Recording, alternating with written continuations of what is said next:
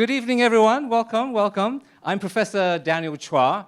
I'm a professor of music here, but also a director of faith and global engagement. And welcome to the Faith and Global Engagement McDonald Agape Distinguished Lecture Series. This is actually the first in our series this season.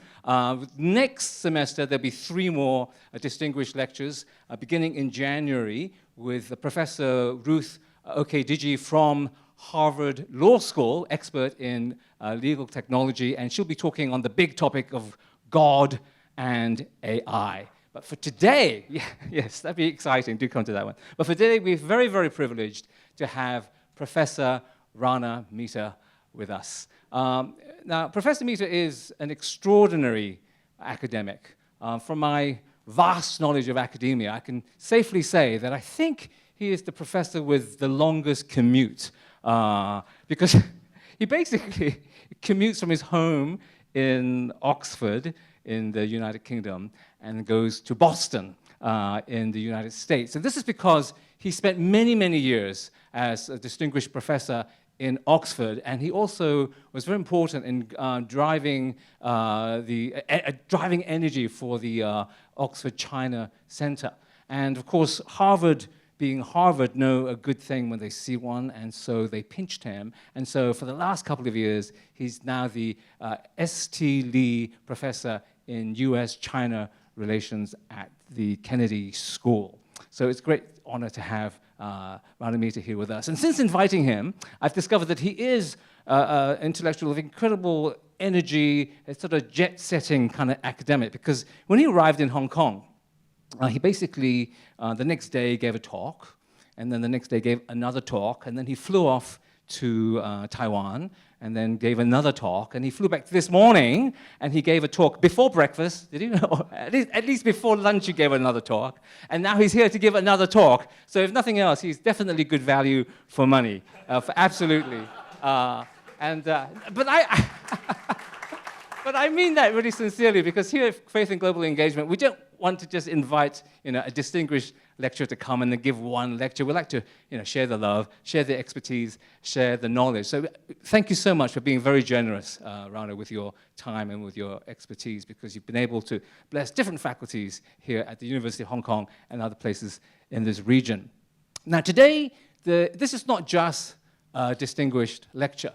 This is also an inaugural lecture, because Faith and Global Engagement is initiating a new, well, we're calling it a research lab. It's a kind of a network, really. We're calling it Christianity in China Research Lab. And the idea here is to bring academics in the university and also outside of Hong Kong U who are interested in how Christianity has shaped modern China, to bring them together and to have dialogue and to create maybe some creative friction so that we can generate interesting, new, and exciting research. So I would like those of you who are in this network to stand up briefly so that I can inaugurate you.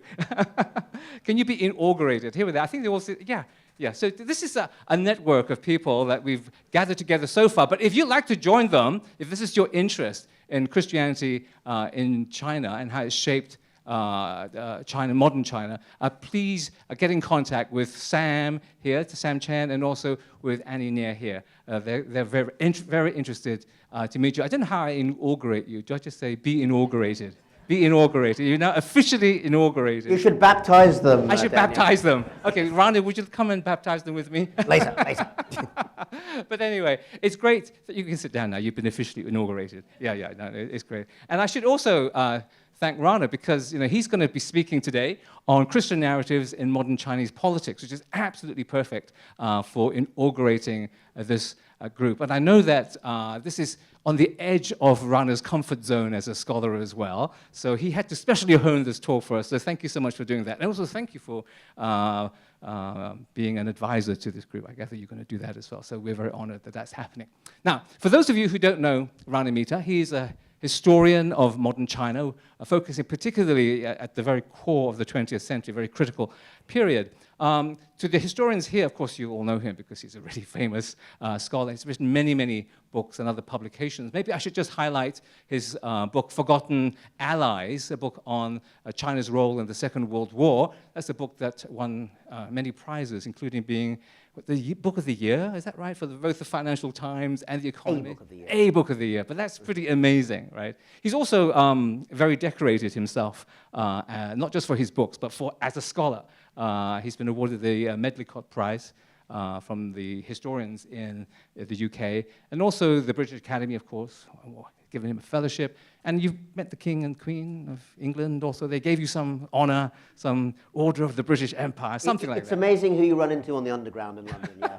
It's amazing, yeah. So a very, very cool and distinguished scholar. But even if you are not a historian, you probably would recognize him or his voice because he's very often on television sets. You know, he is the go-to academic for all things China. So he's, there all the time. In fact, I like to go to bed watching the History Channel because it sends me to sleep very well. And it's really good. But, inevitably, Rana Mitter would virtually turn up in my bedroom, in that sense. So, but I'm very glad today that you're here in person, in the flesh, incarnate, and your real presence is very much appreciated. So please join me in welcoming Professor Rana Mitter.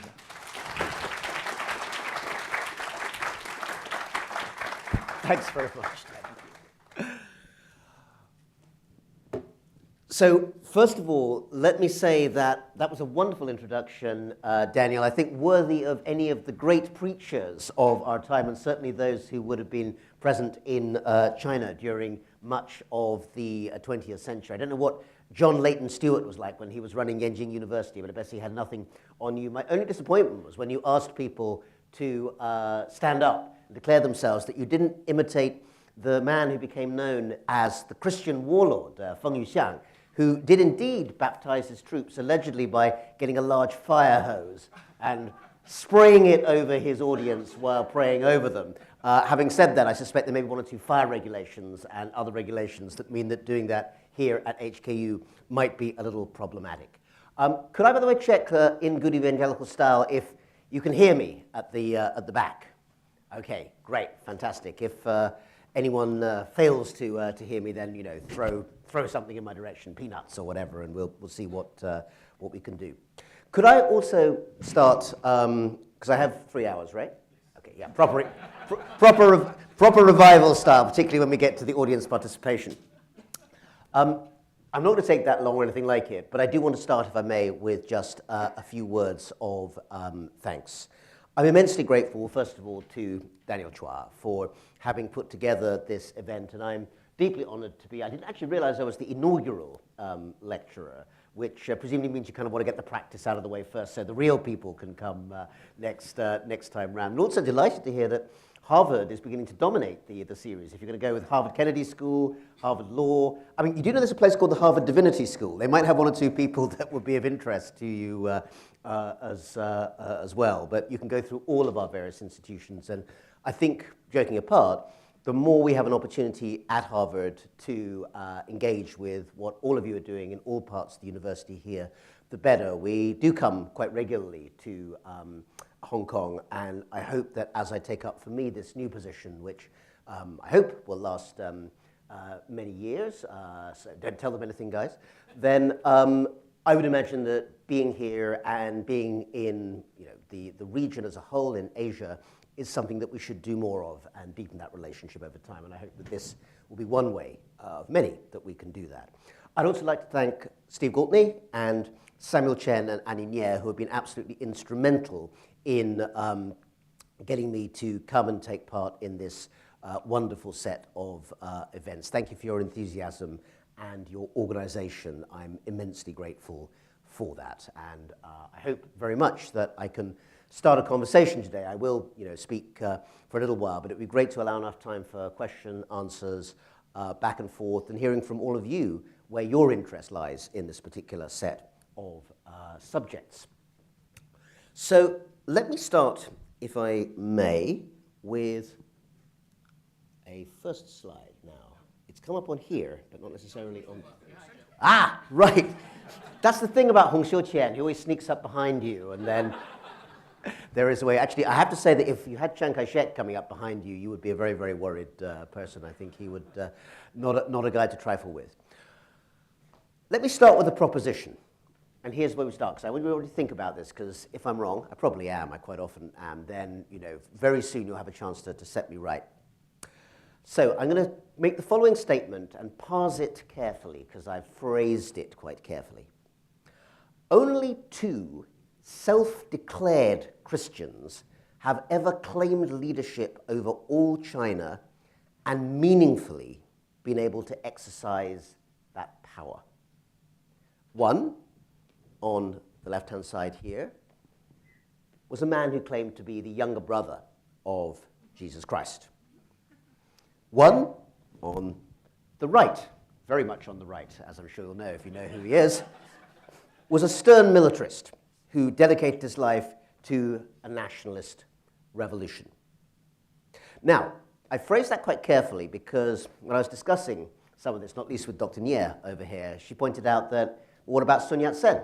And that's a very good answer. Also a man who was very much a Christian, very much a national leader of China, briefly president of China. I'm trying to work out if Sun Yat-sen was formally president of China for a longer or shorter time than Liz Truss was British Prime Minister, but it's pretty even Stevens, I think.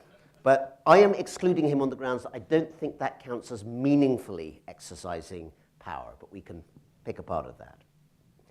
There are other claimants, in other words, people who might fit in, but actually, I think these two, Hong Xiuqian, the leader of the Taiping Tianguo, the heavenly kingdom of great peace, and Chiang Kai-shek, Jiang Jieshi, Kuomintang leader, Zhongli, and president of China, Generalissimo, presiding over a long, if very turbulent period of Chinese history, did have real governmental control and were able to establish regimes that had a lasting impact. The Taiping, of course, famously never got anywhere close to ruling all of China, but the heavenly king, Taiping Tianguo Guowang, did claim to be essentially the legitimate ruler of all of China. And I would say that being able to rule for as long as he did, with your capital at Nanjing, gives you a certain amount of pretended, or at least claimed, legitimacy in those terms. And Chiang Kai-shek, I don't think we have to make too many excuses for. He was China's internationally recognized leader for the best part of 2 decades on the mainland, and at least in diplomatic terms, if not in territorial terms, for another couple of decades after that, until the early 1970s.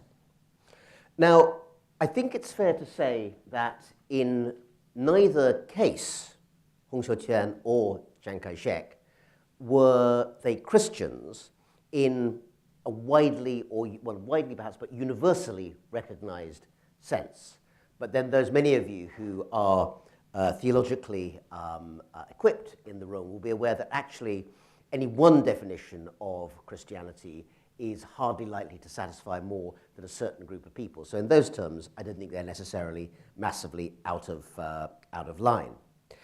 And the reason I bring them up is that in terms of also being leaders of political regimes, leaders of orders, new orders, which they sought to use to reshape what it meant to be Chinese, in those terms, they were very much part of a wider and more complex set of narratives, political narratives that aimed to shape China, and in some ways, still, I think, shape modern China today.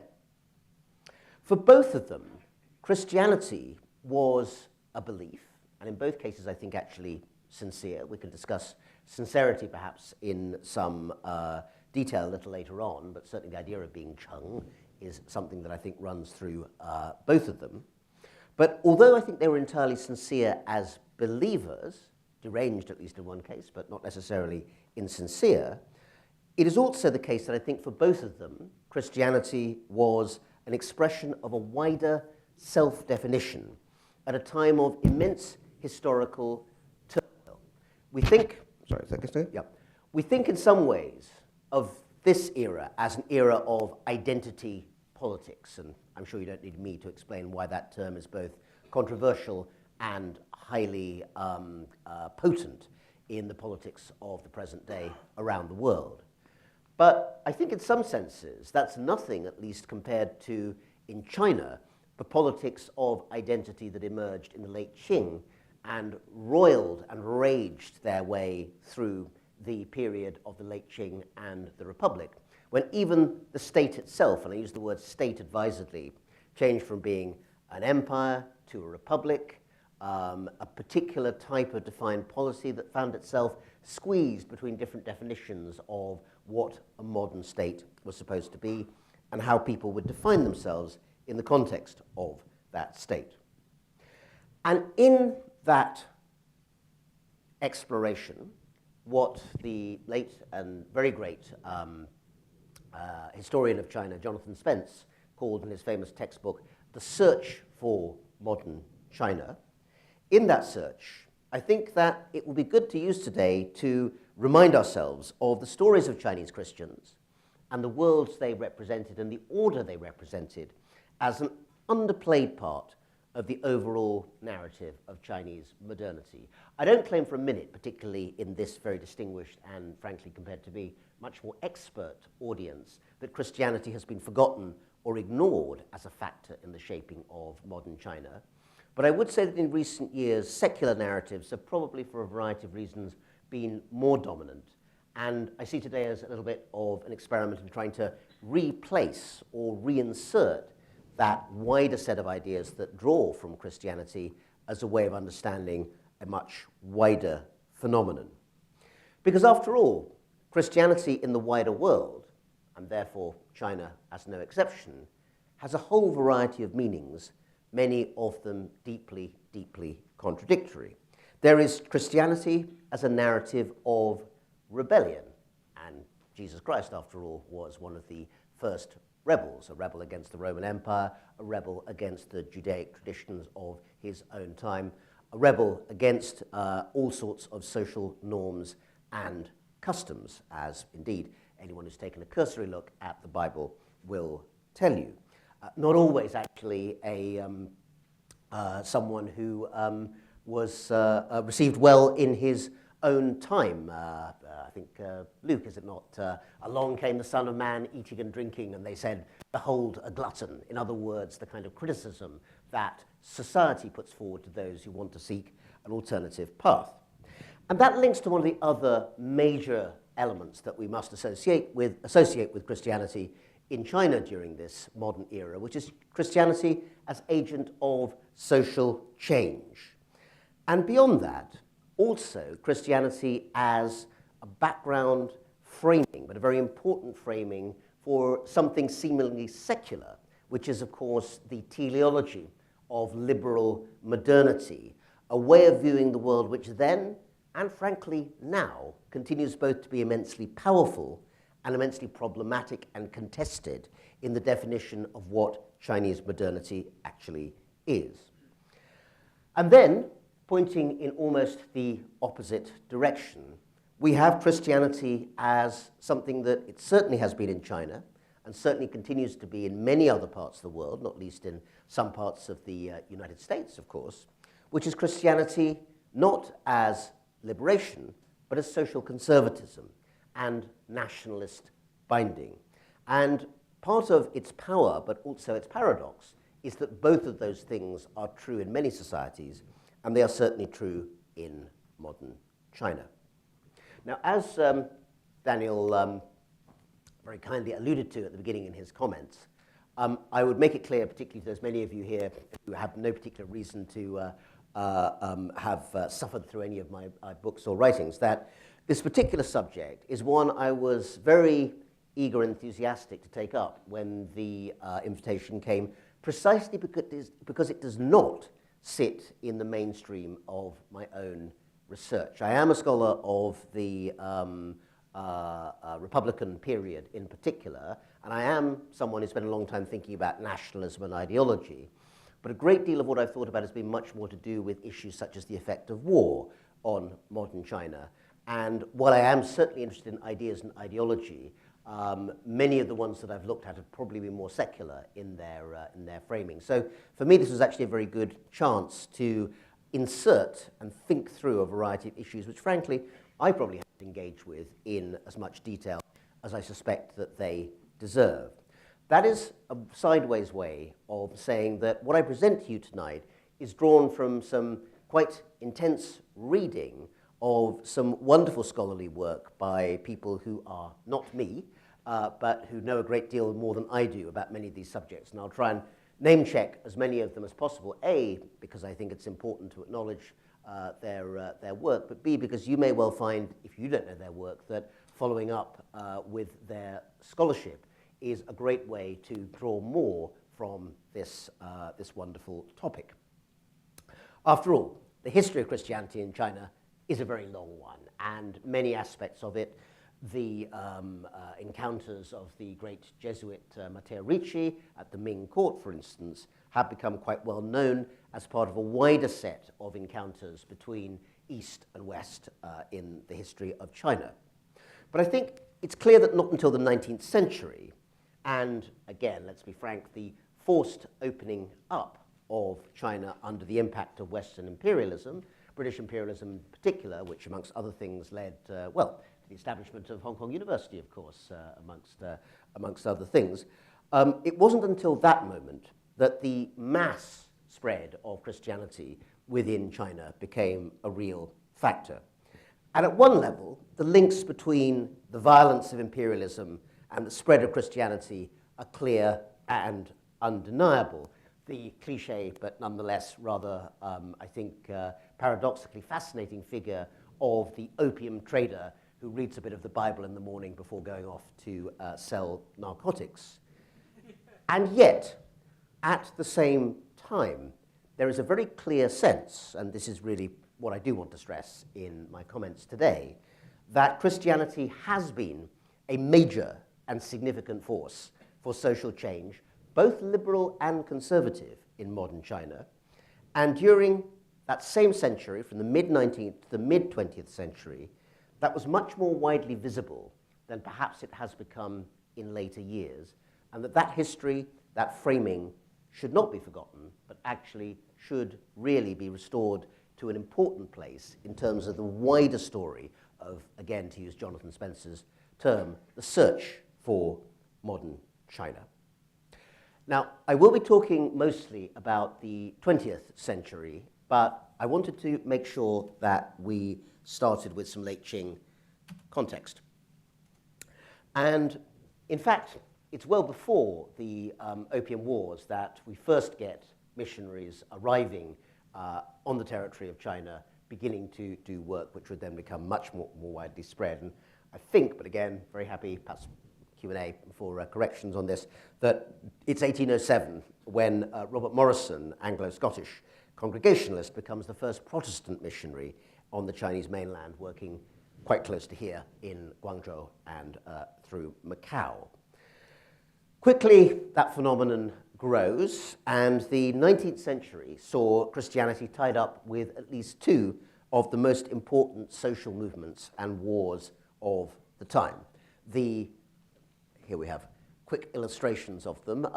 The Taiping War of 1850 to 64, and the Boxer War of 1900. I use the word war, by the way, rather than rebellion or uprising and so forth, or both, because actually the scale and the significance of both, I think, does define them as being events that really have the significance, the kind of transformative significance of wars as a whole. And certainly the Taiping, by many calculations, as you will be, I'm sure, aware, may be the single most deadly civil war that has occurred in any society. So I think it certainly deserves the title, if deserve is the right verb, of a full-scale war. Again, I suspect many of you will know this, but worth just revising the key issues.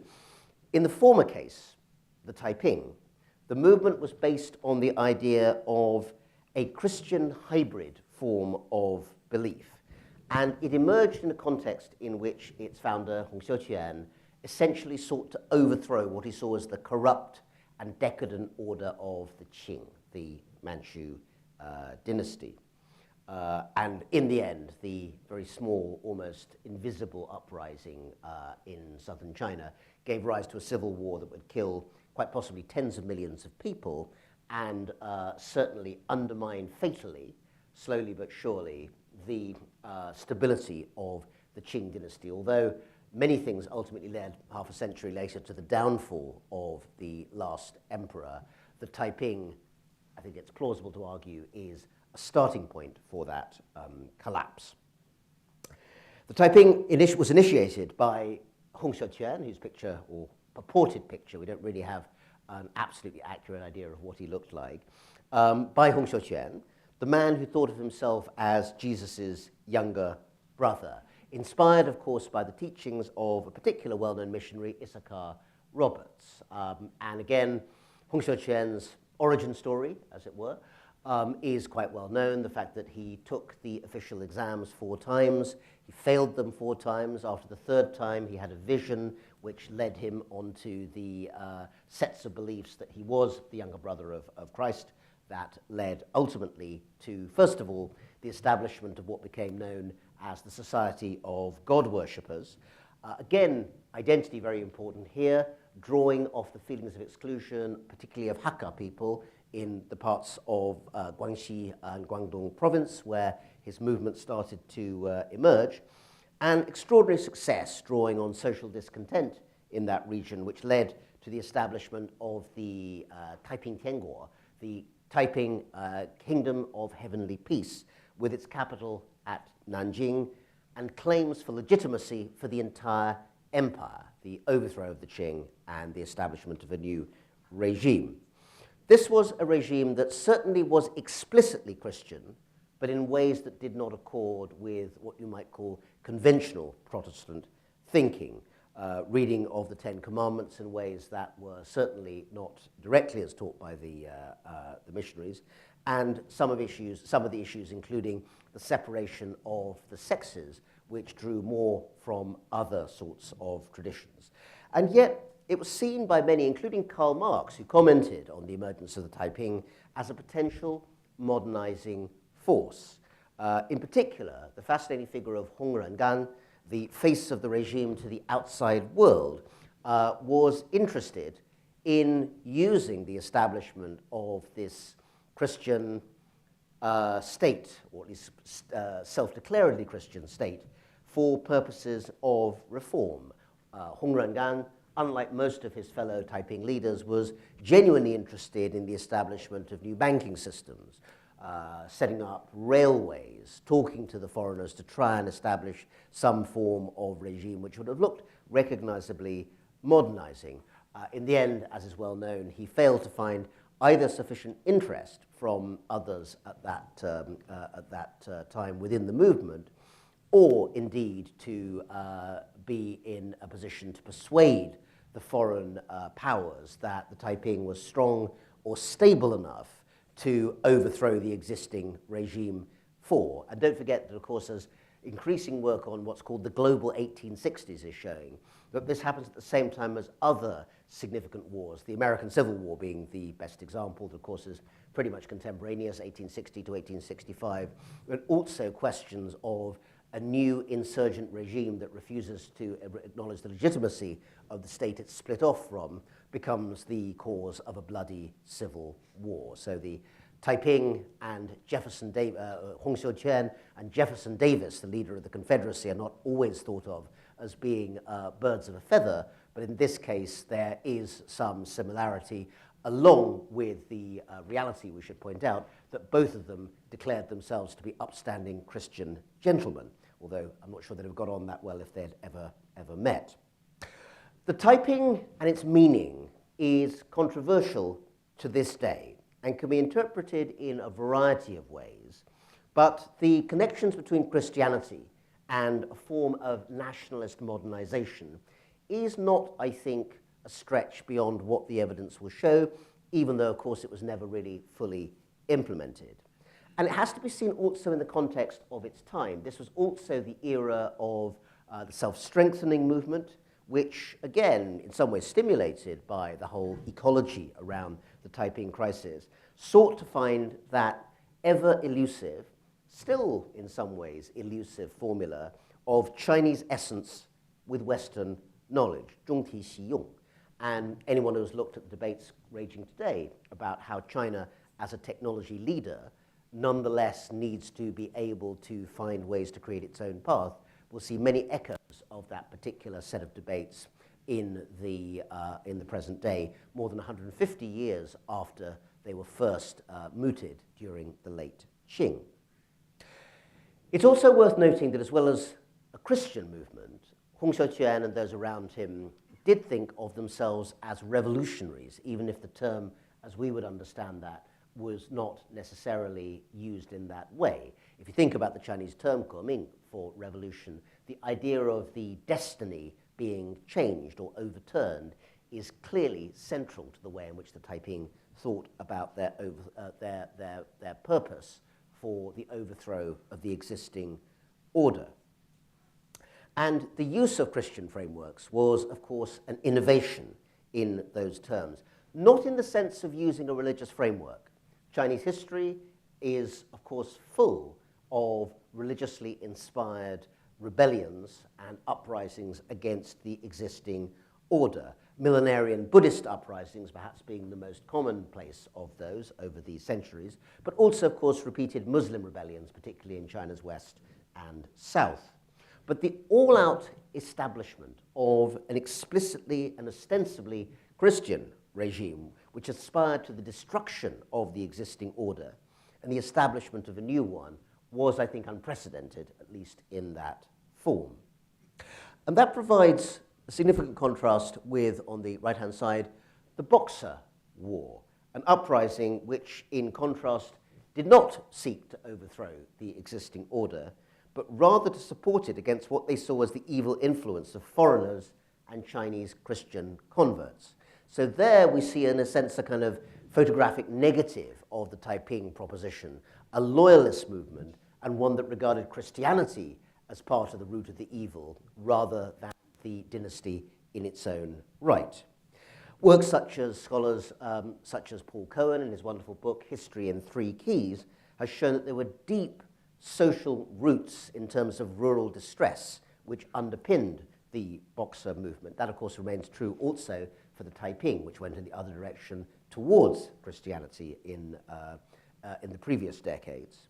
But there's no doubt also that the shaping provided by opposition to Christianity deeply influenced the Boxer movement as a whole. For them, Christianity became associated not with renewal, but rather with the hostile other that needed to be addressed. Although in the end, rather as with the Taiping, it was foreign military intervention that made the difference. In the case of the Taiping, the refusal of the foreign powers to send troops to help the Taiping to overthrow the dynasty, and instead, of course, the establishment of the new armies such as the Xiang army under Zheng Guofan and others that led to the temporary, but at least for a while, effective reconstruction of the regime, as opposed to the Boxers, where foreign intervention in the form of the eight-power army led ultimately to the defeat of the insurgent movement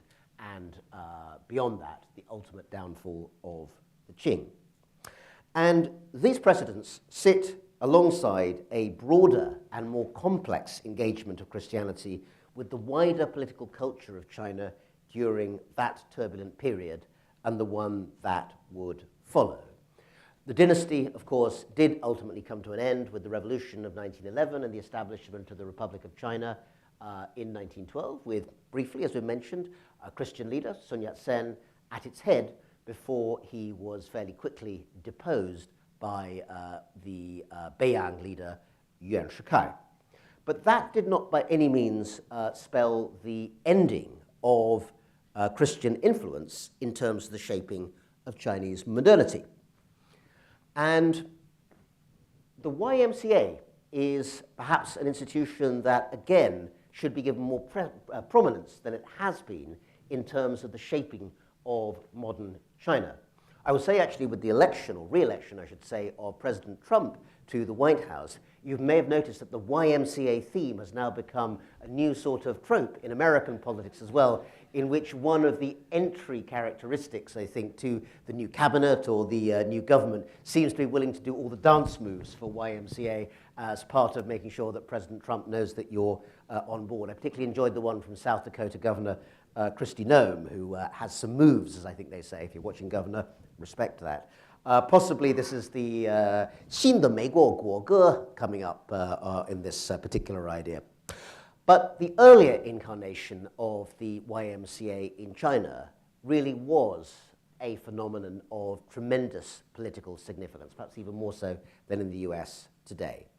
And that was the absorption of all sorts of aspects of Christianity into practical, political, and social reform.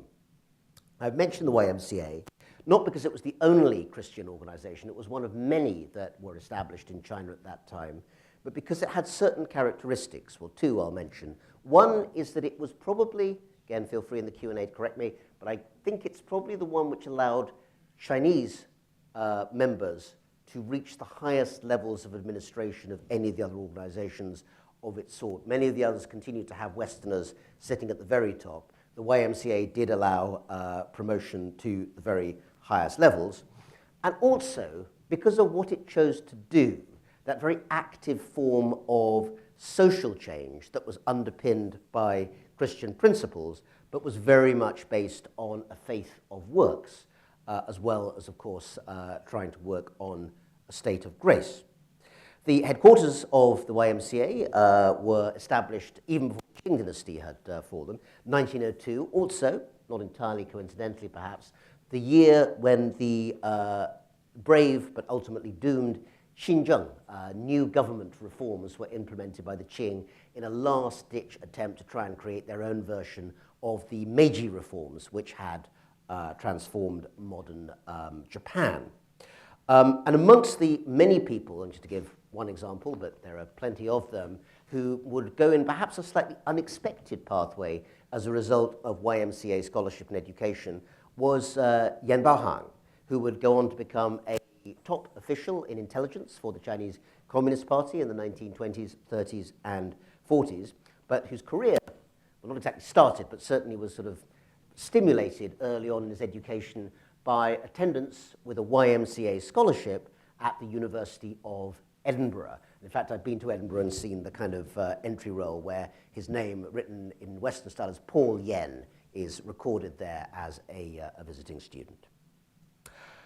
It's not, however, Yan Baohang, who, by the way, is a fascinating character, but another more famous figure, and perhaps more transformative in terms of social reform, who was associated with the YMCA. And that is the famous social reformer Yan Yangchu, again, or known also as James Yan. For this, I'm indebted to a classic book, now over 40 years old, but still a wonderful read, by Chuck Hayford, Charles W. Hayford, called To the People, which is about Yen and his role in trying to think of ways in which Christianity, social reform, and rural change could come together. I also mentioned him shamelessly since, amongst other things, he was an alumnus of Hong Kong University, and therefore I thought worth bringing up for that purpose too. His ideas, often summarized by the term rural reconstruction, was seen by many as a way of, seen by many as a way of implementing desperately needed social change in China's countryside without necessarily undertaking radical revolutionary reform. And in some ways, the experiment in Dingxian in Hebei, Ding County, became the sort of poster child example of how this might be done, even though, amongst other things, the impact of the Sino-Japanese War prevented it from being rolled out further. So Yan Yangchu was someone who was absolutely steeped from an early age in the possibilities that Christian-based education could give to Chinese who might not otherwise have had the elite background or resources to be able to study.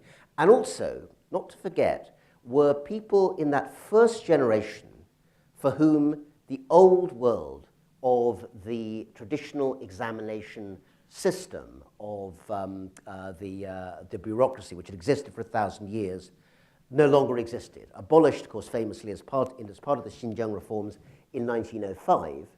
And so for those who were coming of age in 1906, 1907, or indeed in the case of Yen Yangchu, when he would have been 12 years old when the system was abolished, no clear sense of what the equivalent would be of that long-standing, tough but recognized pathway to examination success and governmental success beyond it. In other words, an educational void, part of which was being filled, of course, by secular new school education, the sort that figures such as Lu Xun would undertake, but also, more and more significantly, by a Christian movement which sought to fill that gap. So in the case of James Yen, we have him going to the West China Diocesan College, which was run by the China Inland Mission, another huge organization of this time. He's baptized at the age of 14. 1906, he heads over to Chengdu in Sichuan, where he is taught in a Methodist mission school. And then he becomes friends with a young man named James R. Stewart. That becomes important because his Western name, James Yen, is taken as a tribute to Stewart, who was actually killed in France in World War II as a soldier in 1916. But before that, when Stewart and he were friends, Yen enrolled at St. Paul's College here in Hong Kong, and later on would study at what would become part of this particular institution, Hong Kong University, and also graduated from Yale. So he had a genuinely cosmopolitan and transnational education during this time. Became even more transnational because he went to France, again, thanks to the YMCA, the international branch who sent him overseas. And this sort of networking and this use of international connections to help modernize China through Christian links remains an immensely important part of shaping modern China at that time, even when, as with someone like Yan Baohang, the pathway they take is one that has a distinctly Marxist and secular turn that is not explicitly Christian. It doesn't mean the influence was not important. So James Yen rose higher and higher in the world of Chinese Christianity. He became president of the Chinese Students' Christian Association, and then again, back in China in the early 1920s, again through the YMCA, pursues what he considered to be one of the most important social movements of the time, which was mass literacy for ordinary Chinese. And this was something, again, that showed that Christianity was not in a separate bubble or a separate silo that had no connection with anything else. Yes, there were strong anti-religion and anti-superstition movements that emerged as part of the May 4th movement and beyond, but at the same time, there were also intellectuals that Yen would work with who were very well known in terms of their non-Christian, Confucian background, but interest in reforms. The great late Qing thinker Liang Qiqiao, who of course lived on into the Republic. Hu Shi, perhaps one of the most prominent figures of the May 4th era. Tao Xingzhi. All of these people form part of the mass education movement, of which James Yen was a significant part, which looked to recruit volunteer teachers, local leaders, and essentially bring mass education to people who could not afford the kind of elite education that existed only at a very high level. And at its height, we're talking about several million students, perhaps 5 million or so, being part of that movement. Worth noting also that at least at times when asked to define himself, James Yen called himself a follower of Christ rather than a Christian, in some ways as a critique of what he saw as the way in which not all missionaries were necessarily in touch with the realities of China. That said, he did concentrate very, very strongly on the idea that the Chinese village was where the problems of China would either be solved or lost. And in that sense, we can see all sorts of connections with the secular and much more radical land reform movements that ultimately became part of the Chinese Communist Revolution. Same problem identified, rather different sort of result. And one other person I should mention, at least I think we have at least one expert in the room, probably more than one, is another key figure in that rural reconstruction movement, the great Chinese philosopher, the last Confucian, as the scholar Guy Alito has called him, Liang Shuming, who also worked very closely with Yen, even though he did not choose Christianity as his pathway. Unlike Liang Shuming, James Yen went to Taiwan after 1949, but by the 1980s, during the Reform era, he was actually welcomed back to mainland China and visited before he died in 1990. We know, of course, in retrospect, that the level of discontent in much, if not all, of the countryside was real and became heavily exacerbated also by the disasters of the war against the Japanese after 1937. It's worth contrasting the work of figures such as James Yen with works such as Mao Zedong's early report from the village of Xinwu, which again gives an absolutely meticulous, detailed account of what is wrong with the equality and the relationships in that particular village. Something that James Yen himself, I think, would have deeply approved of in terms of its analysis, but I guess he would not have approved of Mao's answer, which was very much that class was the basis on which reform and indeed revolution had to take place. And again, even now, one can have, and historians do have debates about what really was the fundamental level of distress in the Chinese countryside and who, if anyone, had the solution that ultimately would be most productive.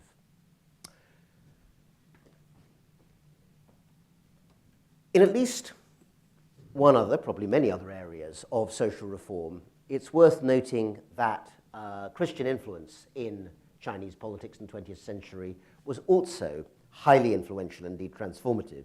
And here I've drawn on the work of, again, many outstanding scholars, including Dr. Alexander Chow, who has written on, amongst other things, the Confucian imagination in Chinese Christianity. And again, much of this is wonderful and well worth reading. And amongst other things, Alexander Chow has written about the role of women in the shaping of Chinese Christian narratives during this period. Certainly from the 1860s onwards, particularly in the context of anti-foot binding movements, amongst other things, we see Chinese women becoming more and more prominent in terms of the gospel that is preached as part of social reform. Traditional thinking in terms of orthodox Confucian worldviews, and I'm very aware that the term Confucian itself is an extremely problematic one in many ways, but let's go with it for a moment, made the promotion of female agency much more difficult. Christian doctrines, at least in this context, made it easier to bring women into the field. And of course, the recruitment of local Chinese women who became known often as Bible women was one part of that process of evangelization. It is, of course, the case that elite women had been educated in China for many, many years. And we think of figures such as, the poet Li Qingzhao back in the Song dynasty. There are plenty of examples also in the Ming and Qing. But in terms of wider literacy, for men, it was obviously a very limited privilege, particularly in rural life. For women, it was even rarer. And this emergence of Christian missionary teaching in the countryside was one of the mechanisms by which that began to change, along with the increasing sense of an emergent Chinese middle class, not all of it Christian necessarily, that women's education needed to be an important part of wider social reform. And here we have a picture of perhaps one of the best known of these figures, Yu Cedu, Dora Yu, as she was known by her Western name, coming out of the Chinese Presbyterian tradition. Again, some of the things that show the interaction between modernity and Christianity for women during this time.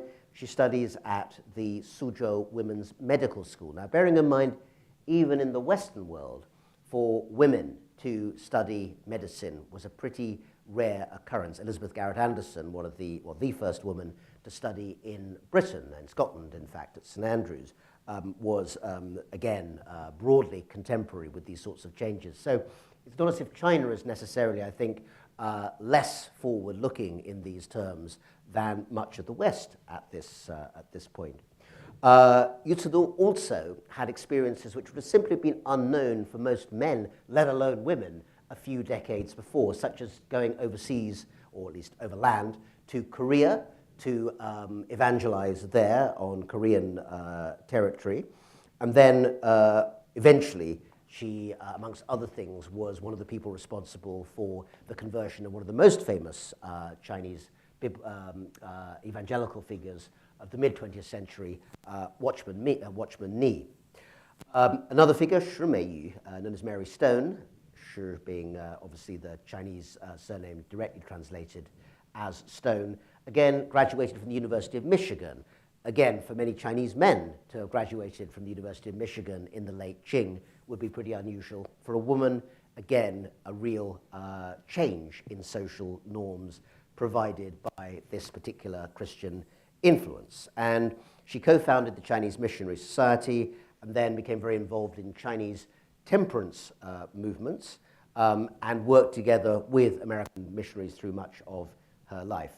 And this trend, and I just sort of flagged this up, something I'll get to as I get nearer the end, is the ecology in which one of the most important aspects of Christian influence, which is through Sung Meiling, the wife of Chiang Kai-shek, but also, I think, a very important political figure in her own right, emerges, again, through the famous Sung family and her father, Charlie Sung, being part of that.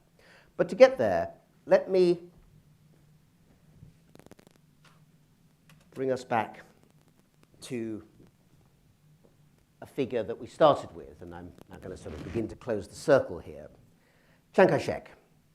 Chiang Kai-shek was known as a Christian for much of his time in office, but there were always questions about quite how real, sincere, rooted that Christianity really was. And I think it's only in recent years, when Chiang Kai-shek's diaries have been made available through the Hoover Institution, that we have been able to see quite how regularly, on a daily basis, he wrote the diary on a daily basis. He really is very regular, and quite how frequently through those entries we see mentions of his conversion and adherence to Christian doctrines, not by any means instead of pre-modern or sort of non-Christian traditional thinking, but rather as part of a kind of repertoire of systems of thought. And it's worth noting that just as much as we might think of Hong Xiuqian or indeed Sun Yat-sen, another Christian leader, of course, as revolutionaries, that even though he's associated in the end with conservative thought, he is also a revolutionary. And if I may, I think Professor Brian Choi is in the audience, and I would recommend to everyone his wonderful book, China's Conservative Revolution, which talks exactly about how revolutions, and indeed the Kuomintang revolution of the 20th century, does not necessarily have to be, quotes, left-wing in the normal sense of that term. Conservative revolutions are not only a well-known phenomenon, globally speaking, but China was very much in the midst of that shift. But in terms of looking at Chiang Kai-shek's Christianity, again, recent work has come out that I think is very indicative. I'd recommend an article by Bei Kyung-han in the Journal of Modern History from 2009 on Chiang Kai-shek and Christianity, religious life reflected from his diary, and that is something I just want to name-check here. I refer to it. Do go and read it if you want more detail about how that works. And Bei talks in the article about how Ni Guizhen, who I think actually Dr. Nier here is doing all sorts of work on as well, the mother-in-law of Chiang Kai-shek, is a really important figure. Again, that idea of Christianity and female political and ideological and religious influence coming together, a very, very important nexus there. We also see various incidents in his life, times of crisis. The Xi'an incident of 1936, when he's kidnapped by warlords and the Communist Party and is in danger of his life. And then, of course, the war against Japan, World War II, starting in 1937 with the Marco Polo confrontation, Lugoqiao, and then for 8 years beyond that, in which repeatedly, over and over again, he finds himself writing about the need to think carefully about how Christianity and Christian thinking might be used to try and save China and then reform it. Again, I won't go into huge detail, but some diary entries that we have show, for instance, from the year 1930, January 1930. I think the year of his conversion, his formal conversion, or baptism, I should say. Chiang Kai-shek writes about faith, hope, and love, especially the word love. So If you do not associate Chiang Kai-shek with being very big on Christian love, now's your chance to understand how sincere he really was.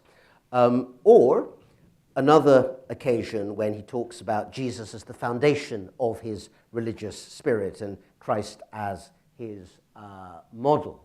So that is something that I think, again, is worth noting, that these are made in a period of reflection, very Confucian way when he's writing in his diary, but nonetheless the use of Christianity as one of the framings seems to be frequent and embedded, and I think serious. And of course, it links to the political mission of the time. The term 救国, national salvation, is how it's usually translated. And that term salvation in English, of course, has, amongst other things, a strongly Christian flavor to it. That wasn't, of course, the intention of many of the nationalists who are secular or Buddhist or Confucian who used it necessarily, but that association of a task of national crisis that needed essentially rebirth was certainly helpful to those who were looking for a framework and found Christianity as one that would help them to use it. And this continued certainly all the way through the deep crisis that was the Second World War. And in 1944, during one of the most savage confrontations between the Japanese Imperial Army and Chinese nationalist armies at Hengyang as part of Operation Ichigo, the massive campaign that aimed to smash Japan's forces south through central China and finally knock the nationalists out of the war. At that point, during the Battle of Hengyang, as he's getting reports in, Chiang Kai-shek says in his diary that if he is victorious in the battle, or if the Kuomintang forces are victorious, then he would build a big iron cross on the top of Nanyue to repay the Lord's grace. And one other example that I like, in fact, again, Dr. Nie and I have read many Chinese documents together over the years when we were both working in Oxford. And you might remember, Annie, that I think it's in the memoirs of Liu Huaqing, who eventually became the sort of father of the Chinese Communist Navy, that when he was serving as a more junior officer in the 8th Route Army, the Chinese Communist armies during World War II, during the Civil War, the People's Liberation Army, at one point, his commanders say, well, Chiang Kai-shek is a Christian, and then pointing to a kind of crosswise set of assaults coming both from, I think, east to west and north to south, making a kind of cross movement. And one of those commanders says, we'll make him die on the cross. So there's a sort of Christian reference, in which joking and mocking being used there by a PLA commander, noting the idea that everyone would recognize that Chiang Kai-shek was a Christian. This was something that they thought that clearly even, illiterate PLA troops would recognize as a joke that they would find relevant. And finally, of course, on the 15th of August of 1945, after the defeat of Japan, Chiang Kai-shek, amongst other things, cites the Psalms, particularly Psalms that note the note of vengeance as being a justification for the ultimate result in the war. Now, this manifestation of Christian belief found itself brought together in one particular movement. And I'll make this sort of the last section that I put forward, but I think it's sort of a piece of the jigsaw, the puzzle that's important to note.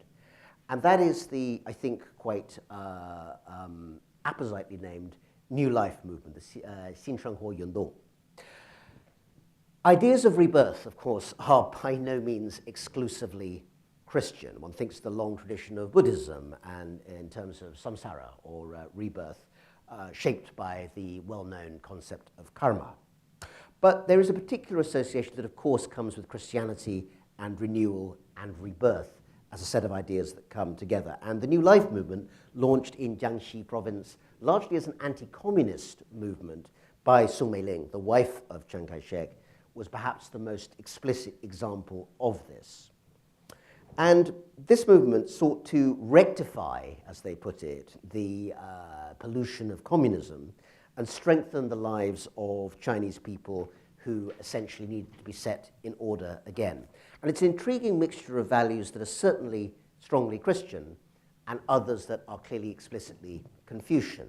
The 8 qualities that it puts forward of orderliness, cleanliness, simplicity, frugality, being on time, being precise, being harmonious, and being dignified was supposed to apply to all sorts of aspects of everyday life. He announced a long code of, Chiang Kai-shek, a long code of behavior that were very explicitly on Confucian grounds, li, yi, yan, shi, propriety, righteousness, integrity, and shame. And the manifestation of these was often a little bit kind of downbeat in terms of practicality. Perhaps one of the things that's best remembered is that people are told not to spit on the streets or not to urinate other than in one of the modern public toilets that was established in China's cities during that time. Overall, kind of robust, rude and unordered behavior was very much part of the movement. And that's the kind of Confucian social conservatism that this form of Christian renewal was able to promote. It didn't take off in a big way in its initial phase. It was quite small-minded in some ways and didn't really suit that wider agenda that people like James Yen and indeed Yang Cruming recognized as the need for major social reform. And yet wartime and the war against the Japanese did provide a wider canvas on which many aspects of this kind of thinking did gain more traction, most notably the Women's Advisory Committee of the Kuomintang, staffed by many people who either were female Chinese Christians or heavily associated with them, including Sung Mei-ling herself. And it also, perhaps more unexpectedly, that's the Kuomintang side, but also had its own appearance in the rise of Chinese communism. Obviously, communism per se not only wouldn't admit influence from Christianity, but explicitly would reject it. And yet, the teleology, the soteriology, the idea of salvation, the eschatology, the idea of a kind of end point that brings you to where you get salvation, very, very Christian ideas, can certainly be seen in the wider narrative of Chinese communist doctrine. And there's, again, a fascinating article by two scholars, Roland Burr and Ken Pa-chin, in the journal Religion, State and Society, published about 10 years ago, in which they talk about, frankly, little known but fascinating Chinese communist theologians, Christian theologians who actively engage with Marxist theory and communism, people with names like Wu Lechuan, Wu Yaozong, Zhu Weizhi. Until looking at the article, frankly, I did not know about these people, but that extraordinary link that they chose to make between Christianity and historical and dialectical materialism shows the links that certainly were apparent to at least some thinkers during that time. And frankly, in Europe, in societies such as Italy and Spain, the combination of Marxism and Christian theology is by no means unusual.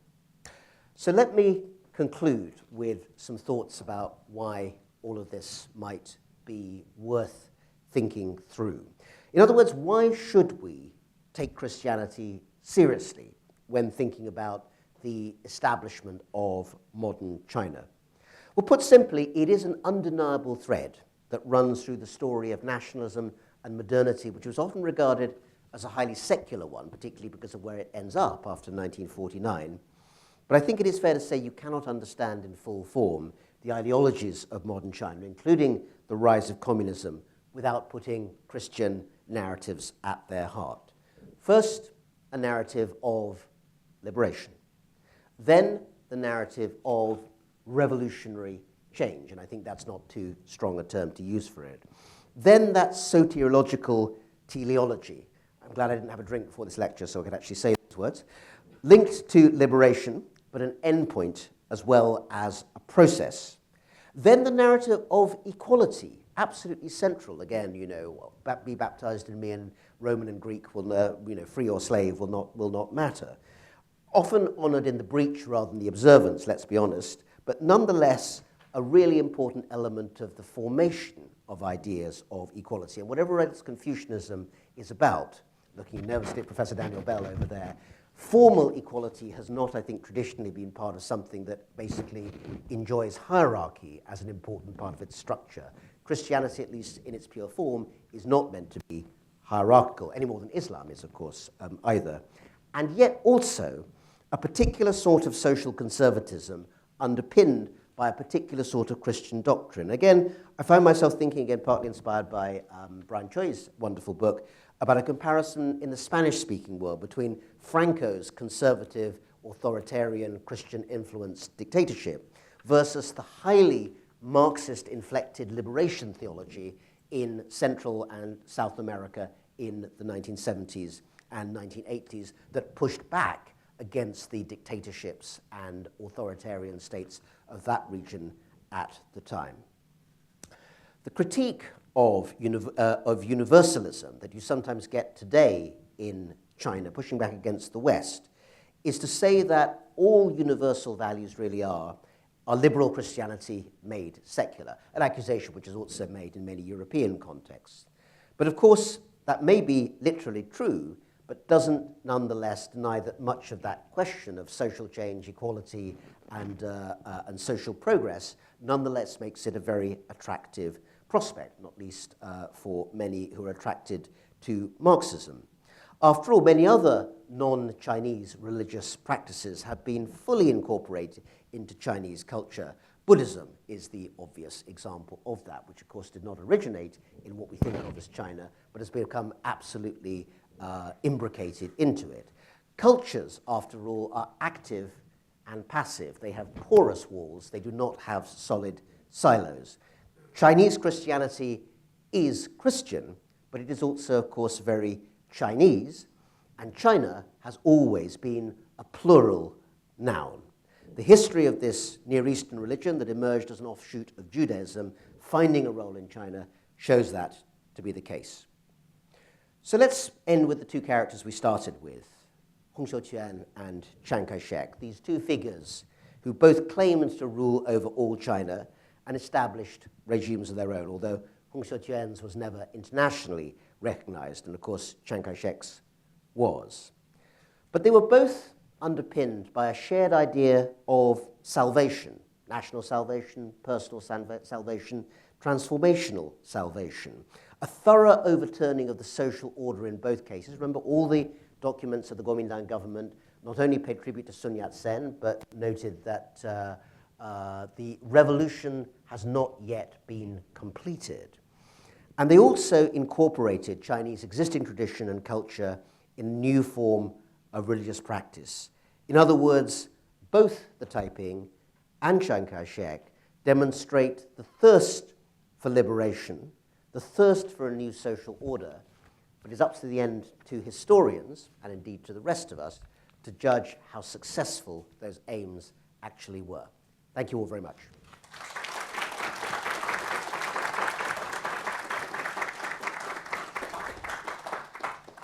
Thank you so much, Rana, for that fascinating lecture. It could have been 3 hours. It would have been totally fine for me. Oh, next time then. And next time, I should give you more time. We're going to have a Q&A time now. With Faith and Global Engagement, we have 3 rules when we have a Q&A time. They're A, B's, and C's, okay? So A stands for articulate. Please be articulate. This means that you have to formulate your question in your mind before you ask it, and also wait for the microphone to come to you so that we can have an articulate... You can speak in tongues. Yeah, and speak in tongues. So that would not be very articulate. Anyway, so be articulate. Secondly, be brief. Okay, this is not an opportunity for you to show off how amazing you are and give long statements or very long questions or questions that are really, well, or ask one question that is really 5 questions enrolled in one. That is not allowed. So please be brief. Make your questions short, sharp, and sweet, okay?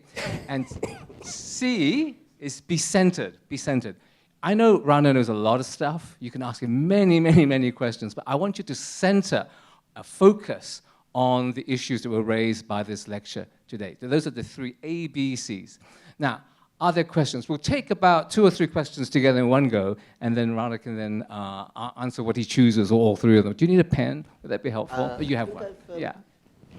Oh, you have your own. Okay, all right. That's perfect. For my jacket, I've become a fisher of pen. All right. Okay, so questions. How many questions do we have? 1, 2. Let's get the microphones. There's a question. And can you get people to say who they are? Yes, you say who you are, and then ask your short, sweet, sharp question. Okay, there's a person over there in the kind of off-white shirt over there. And there's a question here as well. Candy, there's a question here in the front. Lady here. So we'll have a question there first. Yes. What's your name and what's your question? My name is Li Zhong Yang. I'm actually like a salary man right now, but I used to be a PhD student. So I'm aware of the fabulous work of Professor Mitter.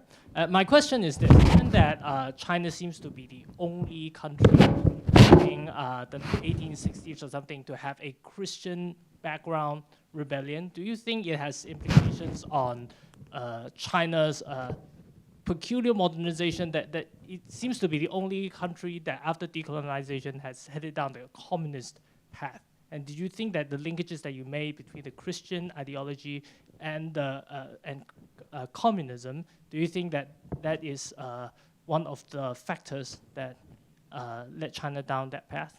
Thank you. Thank you for your question. There's a question here as well. Yes. Can you? Your name? Your name. Oh, my name is Catherine. I'm the MBA student in Hong Kong U. And can you elaborate? Hi, I'm here. Right, so I was saying, it's a voice coming out of nowhere. It's very biblical. So go ahead.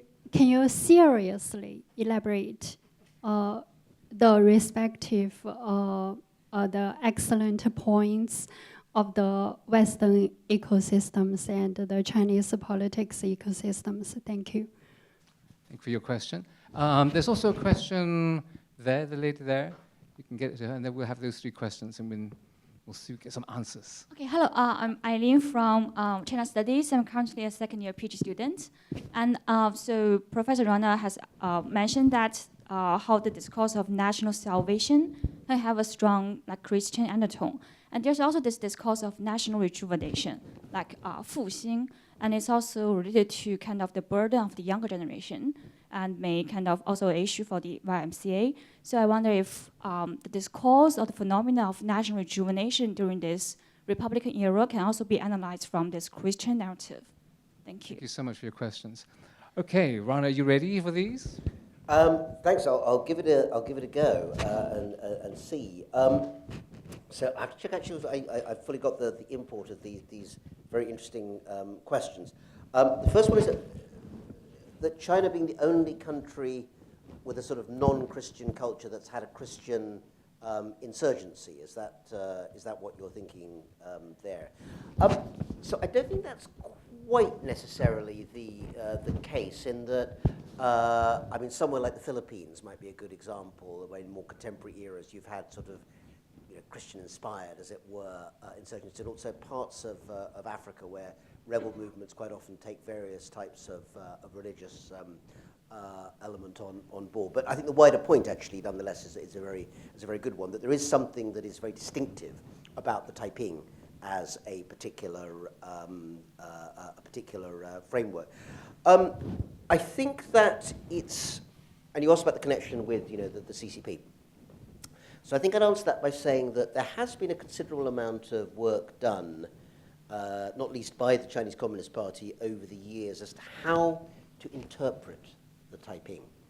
And usually, I mean, it goes in various directions, but the interpretations of the years have sort of settled on a kind of compromise in which, on the one hand, it's seen as having revolutionary potential, because obviously, if you are the CCP, part of your own narrative of legitimacy comes from arguing that the whole order from the Qing dynasty onwards is illegitimate and need to be overthrown, and the Taiping trying to do that was clearly a worthwhile enterprise. But the association explicitly with evangelical religion clearly is something with which the party became less and less comfortable as it followed a Marxist path. So they've ended up basically putting it forward as an interpretation of a movement that had social aims that were in and of themselves legitimate, but that the pathway itself was one that ultimately took the wrong turning in that sense. And that enables the party actually to put it in a wider context, such as the 1911 revolution, more broadly as a revolution that was necessary and worthwhile because it overthrew a rotten regime, but didn't set China on the path that it needed ultimately to be on. And that enables them, of course, to incorporate figures like Sun Yat-sen, also, of course, a practicing Christian, as figures who are, again, to steal a Christian metaphor, prophets on the way who have legitimacy, but didn't ultimately have the message that the final prophet, in this case very secular prophet, would have in terms of the ultimate CCP victory. And the Taiping, I think, gets slotted into that framework. Again, very interesting question here. I want to take, I've understood it. You're saying that you wanted more on the way in which contemporary Chinese politics regards universalist thought as being a version of Christian doctrine that underpins liberalism. Is that was the question, or something along those lines? Yeah. Yes, you, madam. Yes. Was that your question? I want to check that I've got it right. So I want to. Do you want to just get the mic to you again, and then we can hear it? It was something about contemporary Chinese politics, I think you said, yes? I think the distinctive advantages of the respective Western politics systems and the Chinese political system, and I think you should be very seriously to answer the inquiry. Thank you. Yes, but what is the inquiry?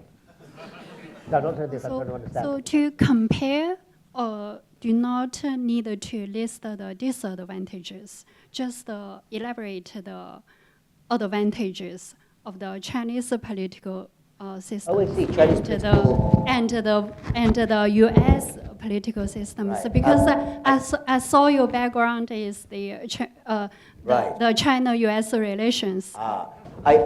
I think it's a very good question. I think it might violate our wonderful chair's ABC about being, it's not really about Chinese Christianity in the Republican era, but I'd be happy to have a word with you afterwards about that. I think very, very briefly, it's not for me to talk about the advantages or disadvantages of any particular political system. I'm an analyst, not making political judgments. But I will say that one of the most interesting figures who looks at the way in which Chinese political thinking in the 20th century could be adapted in some directions that I think deserve re-examination is a figure I mentioned briefly, and you have other experts in the room, Liang Shuming, who spent a great deal of his time thinking about what social reform, what Confucian thinking, broadly speaking, and what international influences could nonetheless shape something that would be distinctive to China. He always felt very strongly that China could not simply adapt any system of thinking, whether it was Marxism or liberalism or anything else, from the outside world and just frame China within that. China had to develop its ideas from within. And I think actually many of the people influenced by Christianity in China during the 20th century also understood that any kind of genuine social and transformational change would have to engage with the reality of Chinese life. That's one of the things that James Yen Yangchu, pointed out, that if you didn't come from where the villages were, the solutions you put forward would never have any sort of purchase. And the fun question, again, the sort of national rejuvenation idea, well, again, in the same spirit, I'm probably not going to necessarily be very qualified to talk about ideas of today's national rejuvenation in China. There'll be others who can speak more about that. But I think that the idea, as I've said, the idea of rebirth and reinvention, and indeed even, Xinsheng ideas of new life, are not explicitly Christian. There is a very strong tradition that certainly comes from Buddhism, amongst other systems of thought, that has to do with the idea of cycles, rebirth, and so forth. And states and polities can very much be put into that framework. When you think about, as I've mentioned, Buddhist millenarian rebellions, of which there have been significant numbers over centuries on Chinese territory, they also draw on the idea that there is going to be a sort of, they're quite apocalyptic, again, to use a phrase that's often associated with Christian thinking, but doesn't have to be, that an order is coming to an end, that the wheel turns, that you are then brought through something that's both new, but also in some ways a kind of return to something that has existed before but will reappear in a new way forward. If you think about actually much of the interpretation of what becomes Buddhist doctrine, which is that the Buddha himself achieves the state of enlightenment and could essentially then pass into nirvana, but chooses not to do so because he needs to stay with humankind to enable them also to pass through that process. And the analogies and similarities with soteriological thinking in what becomes the Christian tradition, I think, are also, very obvious in some ways. So those connections, I think, also find themselves in a very long-standing way in aspects of political change in China over centuries, let alone decades. Thank you so much. There are more questions. I think I'd like to get something in the back. Yes. Sharp question. My name is Kylie Laurie. I'm a lecturer at the history department here. So my question follows up on the discourse of rejuvenation. As you mentioned, I think in the early 20th century, the YMCA, the New Life movement, a lot of it is about the body, the physical body, how to improve health and also strengthen the people physically. So my question is, what role does the physical body play in this Christian narrative, in particular of China at that time? Thank you. Thank you for your question. Yeah, great question. Thank you. The question there, the gentleman in the Hello. white shirt. Yep. Hi, I'm Jamie, and I'm currently a MPhil student at HAU. And thank you really so much for your lecture. And my question is, as China has a really strong philosophical foundation and has a really distinct Chinese identity, there's often a really huge conflict between Chinese culture and Christianity. So I'm wondering whether Christianity has truly made a really significant change in the development of modern China, or if it's just merely a modernity that has influenced this change, like the concept of 中体适用. Thank you. Thank you.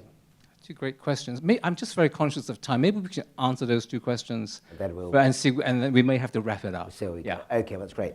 So Kylie and Jamie, thank you both for two really great questions, and I'll try and put them together. Physical body, great point, really important. And yes, I would say that actually something that not least is influenced by what's sometimes known as muscular Victorian Christianity, the idea that the healthy mind and the healthy body are absolutely underpinned by firm religious belief, Christian belief, was very, very important in terms of the ideological creation of Victorian ideas of nation and empire in Britain. And those certainly were transmitted through missionary and other sources. There used to be the kind of cliche of the beefy young curate who would be rowing for his college at Oxford or Cambridge and then going off to preach the gospel. That manifested itself in Japan and China in a probably more secularized form in many ways, which was through ideas of social Darwinism, which then find pathways to arguing that the rejuvenation of the body politic, the personal body, is a means of rejuvenating the body politic as a whole. But certainly the spread of organizations such as the YMCA, which very much stressed that sort of physical presence, were important. And if you think about the Li Xingshi and other Kuomintang organizations, the Society for Vigorous Practice of the Principles of Sun Yat-sen, they, I think, also betray a great deal of that idea of kind of strength and vigor and, bodily strength, often in a very kind of masculinist sort of way, as central to national rejuvenation. I wouldn't say that's wholly absent from a lot of Chinese political thinking today, in fact, as well.